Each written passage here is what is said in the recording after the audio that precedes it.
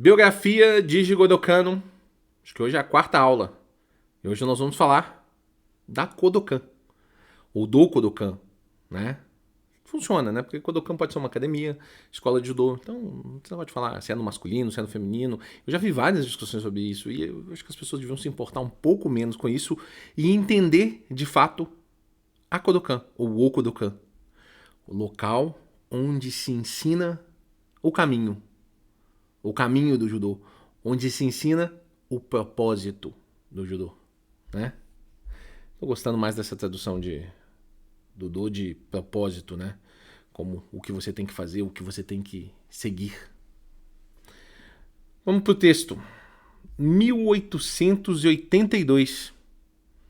O famoso fevereiro de 1882 foi quando o Jigoro Kano inaugurou a sua primeira escola, denominada Kodokan. A Kodokan estava localizado no segundo andar de um templo budista, Eishoji, de Kita Inaricho, bairro de Shimoya, em Tóquio, onde havia 12 jōs. Jō é uma medida japonesa, né? É o tamanho do tatame, de um módulo de tatame. Quanto é um jō, sensei? 1,80 por 90, ok? Um jō é 1,80 m por 90 centímetros. Esse é um tamanho específico de um jō. Vocês estão vendo essa foto aqui? E vocês estão falando, mas sensei, esse prédio moderno aí atrás? Bom, é porque esse templo Eishoji, ele continua aí. Ele continua lá. Tem até uma plaquinha bonitinha falando onde se criou o Judô Kodokan, né? Tem uma plaquinha bonitinha falando, dá pra você visitar. Tô achando, é porque talvez a nomenclatura do nome, bairro Shimoya, né? Eu ali, pra mim é Ueno, né? Pra mim é bairro Ueno ali, né? Pertinho ali do zoológico de Ueno, né? Talvez seja um nome da época, né? Shimoya. Pode ser que sim, tá? E aqui fala que o primeiro aluno inscreveu-se esse 5 de junho de 1882 e chamava Tsunejiro Tomita. Bom, eu não sei se tem isso, essa data aqui, eu não sei se ela tá certa não, tá? Que sim, o primeiro aluno foi Tsunejiro Tomita, isso é uma gigantesca verdade, ok? Até mesmo porque é importante a gente explicar isso aqui. Tomita era uma espécie de irmão de criação do Jigoro Kano. É uma relação complicada porque esse irmão de criação, ele é quase, entre aspas, como se fosse um servo, ok? É um irmão que cuida de você. Ele realmente, ele mora com você, ele é meio que contratado, ele paga as despesas dele todas para ele viver com você e cuidar de você. Tomita era esse cara para o Jigoro Kano. Então, na verdade, Tomita já faz Jujutsu antes da Kodokan ser fundada. No final do período do Jigoro Kano na Kitoryu, o Tomita já treina com ele. Então, obviamente, que Tomita era o primeiro aluno. Quando ele foi para Kodokan, o primeiro aluno que foi Tsunejiro Tomita. Ok? E aí vieram os outros. Não exatamente nessa ordem, né? Mas tem um grupo que se forma, que é do Higuchi, Arima, Nakajima, Matsuoka, Amanokai e o famoso Shiro Saigo, que está ali entre parênteses Sugata Sanshiro, porque é um nome que foi dado a ele, inclusive, por uma pessoa que escreveu um livro, que inclusive e depois se tornou um filme do Akira Kurosawa, usando esse nome, Sugata Sanshiro. Essa pessoa, por coincidência, é o filho de Tsunejiro Tomita. O escritor do Sugata Sanshiro é o filho do Tomita. Tá? Tomita e Saigo, como eles eram os dois primeiros mais importantes alunos do Jigoro Kano, né? Eu sei que tem essa lista ali com Matsuoka, Nakajima e tal, que não é que não são importantes, tá? Mas os dois eles fazem parte daquele grupo seleto que se chama Shiteno, os 4 grandes guerreiros da Kodokan, né? Tomita e Saigo faziam parte desse grupo. Mas como eles são os dois primeiros, inclusive são os dois primeiros a serem faixa pretas, né? Tomita é o primeiro homem a receber a faixa preta no mundo inteiro. A gente vai conversar sobre isso depois. Então eles tinham uma relação, Tomita com Saigo, tá? Então o filho de Tomita, que é escritor, escreve as histórias do Sugata Sanshiro, que são baseadas na vida do Shiro Saigo, ok? As idades desses alunos, tirando a do Tomita, ok? Você pode até ver nas fotos como o Tomita é mais velho do que o Saigo, por exemplo. Dá pra ver claramente. Mas as idades deles oscilavam entre 15 e 18 anos. Jigoro Kano albergou eles e ocupou-se deles como se fosse um pai. Cuidava realmente o tempo todo. Foi um período difícil, mas apaixonante. O jovem professor não tinha dinheiro e o Shiaijo media 20 metros quadrados, mas a escola progrediu e em breve tornou-se célebre. Essa questão aqui também de que o jovem professor não tinha dinheiro, Jigoro Kano não é de família rica. A gente não pode esquecer isso. Ele teve dificuldades para manter a escola, porque você imagina o gasto de manter essas pessoas treinando, albergando elas lá, tá? Então ele teve uma dificuldade financeira nesse período, ok? Mas é bom a gente não contar a história verdadeira aqui, né? Jigoro Kano não passou necessidade em nenhum momento da vida. Jigoro Kano ganhava muito bem como professor também, tá? É muito importante isso, entender isso aí, tá? Mas nesse período aí foi um período difícil, porque ele teve que se dedicar a Kodokan, continuar estudando, continuar trabalhando, né? Então, assim, não sobrava dinheiro, não sobrava tempo. Foi um período complicado para o Jigoro Kano, ok? Outro ponto importante que eu falei com vocês da relação dele com o Sensei Rikugo, lá fala, né? A Kodokan foi fundada em 82, mas o Jigoro Kano fez aula com o Rikugo até 85. E aí ainda vou explicar para vocês por quê. Jigoro Kano revezava as aulas dentro da Kodokan com o Rikugo. Rikugo dava aula e Jigoro Kano também dava aula, ok? Então isso é uma curiosidade. Então todos esses alunos aí passaram na mão do Rikugo. Porque o Jigoro Kano tinha coisa com a Tenshin Shinryu. Ele era muito forte nos agarres, nas projeções. Era do que ele gostava, era do que ele estudava mais. Então o Atemi ficava muito por conta do Sensei Rikugo, ok? É uma informação muito importante. Aos 27 anos, Jigoro recebeu o patrocínio de um certo Visconde, que tinha um forte interesse na filosofia do judô. E Jigoro Kano conseguiu mover seu dojo, Kodokan, para um local espaçoso no distrito de Fujimi, Kudansakao Fujimi-cho, de Tóquio. Recebeu um apoio, realmente.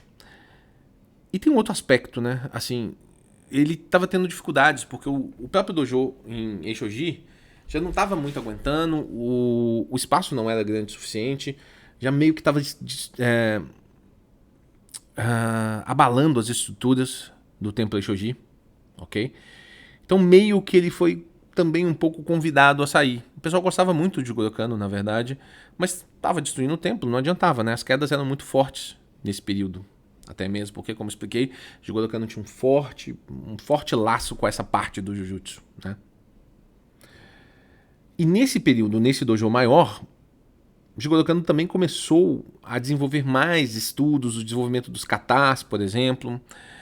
Aproxima deles os outros dois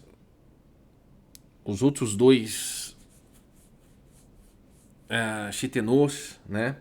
E um deles, o Yamashita, é muito importante nesse processo de desenvolvimento técnico e teórico da Kodokan, ok? O Yokoyama também, tá? Não vou tirar o mérito do Yokoyama, não. Mas o Yokoyama começa muito como guerreiro. Ele chega lá para ser o grande guerreiro. E aí toma umas porradas do Saito, né? Do Saigo, do Shiro Saigo. E aí fica na Kodokan com o objetivo de melhorar e para derrotar o Saigo. Que dizem que meio que ele nunca conseguiu, né? Mas aí a mentalidade do Yokoyama vai mudando. Ela vai mudando, vai caminhando muito na direção dos estudos. Mas o Yamashita desde o início já tinha essa vocação, ok? Já tinha esse negócio da parte teórica, de entender a técnica. E isso somando ao Jigoro Kano é muito, muito, muito importante. Muito interessante porque faz esse desenvolvimento e pesquisas mais intensas nesse período, tá? E esse processo é acumulado com as grandes vitórias da Kodokan nos torneios, né? Torneio, por exemplo, do Departamento de Polícia Metropolitano e nos desafios, né? Dos dojo Yaburi. Os desafios de um dojo ao outro. A família, o dojo Totsuka, né? Que é uma vertente do Takenouchi Ryu. Ele era o grande dojo de Tóquio na época e vendo o crescimento da Kodokan, mandou várias pessoas para desafiar os alunos lá. E o Saigo batia em todo mundo.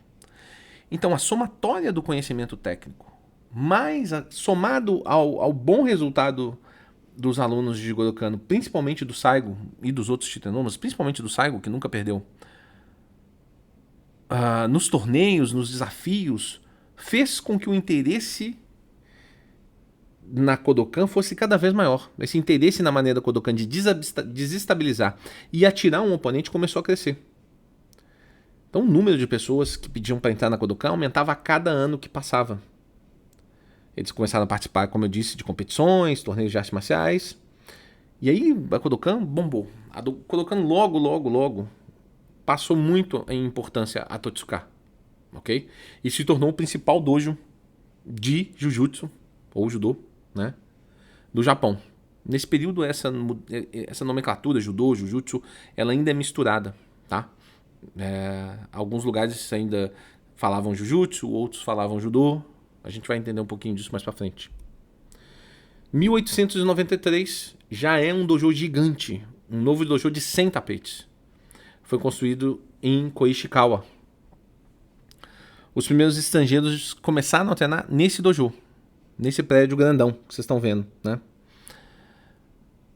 Muitos estrangeiros também começaram a ir atrás dessa admissão formal. E aí o número começou a multiplicar intensamente. A partir de 1893, a coisa, vejam só, em 11 anos, a Kodokan muito mais que triplicou de alunos. Muito mais. E esse processo foi escalonando. Até 1910, mais ou menos, a Kodokan cresceu assustadoramente o número de alunos. Assustadoramente. Esse é o Kodokan dual, né? Em 1958, o dojo Kodokan se mudou para o distrito de Bunkyo, que é um distrito, inclusive, um dos mais caros de Tóquio, tá? Pra vocês terem uma ideia. E em 1984, o Departamento Internacional foi construído para homenagear os 100 anos do Judô Kodokan. O Judô Kodokan é do lado do Tokyo Dome, que é talvez o principal estádio de beisebol do Japão. Beisebol, que é o esporte mais popular do Japão, né? Beisebol, inclusive, que foi levado por Jigoro Kano ao Japão, é muito importante. E a Kodokan tem um quarteirão ali. Ela tem um quarteirão. Ela tinha um primeiro prédio, tá? Numa ponta, de um lado do quarteirão. O dojo era lá, tal, as coisas todas eram lá. E aí a Kodokan construiu um outro prédio do outro lado, na outra ponta do quarteirão. E aí ela uniu esses dois prédios por cima, tá? E aí deu origem a esse dojo grandão aí, que a gente conhece, que é as fotos mais famosas da Kodokan, são desse dojo. Hoje a Kodokan, só nesse prédio, que é o prédio principal agora, né, que é o prédio mais novo, aí ele tem 4 dojos gigantes, né? Embaixo eles têm mais 3 no sexto, mais 3 no quinto andar. Mais 6 dojos. Eu acho que são 7, eu não sei onde é que tem o outro não, tá? Mas eu acho que são mais 7 dojos além desse dojo internacional. Todos grandes, todos com tatame espetacular, de altíssimo nível, né? Então, realmente, o Judô Kodokan é uma estrutura muito grande dentro do Japão, fruto dessa conjuntura de valores e de acontecimentos que nós estamos descrevendo, né?